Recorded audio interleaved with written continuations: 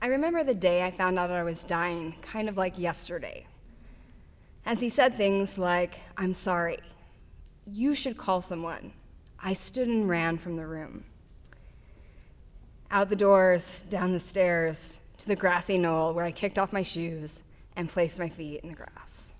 As I looked up, I heard my soul whisper, "This is your journey, and your journey alone."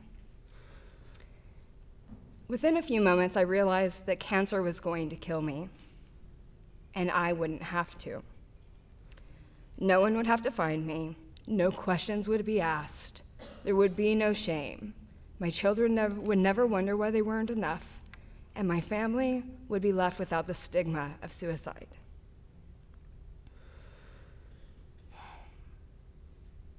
A shift happened, however, within that moment, and I unknowingly stepped into the driver's seat of my life. All of a sudden, every moment mattered, and I embraced life in a way that I'd never experienced before, and I motioned through my days with intent and compassion and passion that I had never felt. All of the petty things that were in the way fell by the sides, because when you're dying, it's easy to see what's important. My depression had lifted, and my anxiety was near non-existent during this time. Through daily seizures, meds, treatments, memory loss, and more pain than I'd ever thought I'd experience, there was happiness at the end of each day. I was a walking bumper sticker on how to live life positively, without regrets. I had become happy, and I'm not even really sure when it had happened, but I had unknowingly fallen in love with life. And I no longer wanted to die. I truly wanted to continue to live this amazing experience. So while the doctors were telling me to ready my plans and funeral arrangements were being made, my partner and I dared to dream of a continuous life. And then one day, what was impossible yesterday became possible. And I walked out of a facility cured. What an incredible gift was given back in that moment to continue to live. And just the joy of a second chance at this. However, ever so quietly, the expectations started to creep back in. No fun to be had, work, work, work, save, save, save. And all of life's expectations started to riddle back in. My time didn't seem so special all of a sudden, and I suddenly found myself anxiously under my husband's desk, trying to breathe. I suddenly was resenting the cure. I was supposed to be dead. These kids were not supposed to turn into teenagers on me. I wasn't supposed to have to go through this life. I wasn't supposed to see my parents age, and I definitely wasn't supposed to have to work a full-time job. I was supposed to be dead, and this was supposed to be taken care of. Why was I being punished? What did I do to deserve this? These are the things most people say when they find out they have cancer, and I was saying them after the cure. My head filled with my heartbeat, and the anxiety crept back in. If you've never experienced anxiety, I want you to give it a second and close your eyes. Let me give you a visual. You're a mouse out for your nightly dinner, and you wander upon a feast.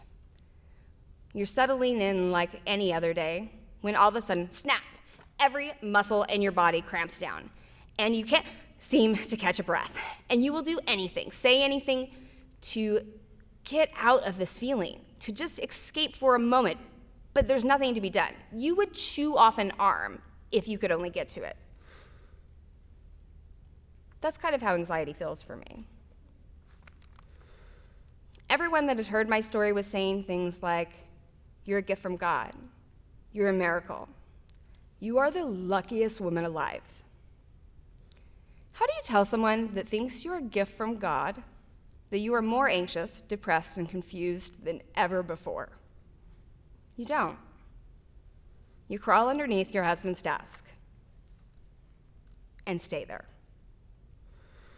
While having yet another anxiety attack, an unfamiliar calm set in, and that same whisper from the day in the grass reapproached.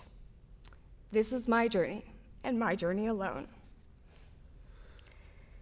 The only thing that had changed after my cure was the possibility of growing to 105 instead of dying of illness. However, what hadn't changed is that I could die in 5 minutes in an accident. This life was not punishing me. This life was conspiring for me. And I am the author of this story, and it was time for an epic sequel. This time I stepped out of the passenger seat, pulled fear from the driver's seat, and sat firmly down, putting my hands at 10 and 2 for the first time in my driving career. I started sharing my story, one post at a time. Anything that brought me fear, anything that brought me shame, I shared loud and proud.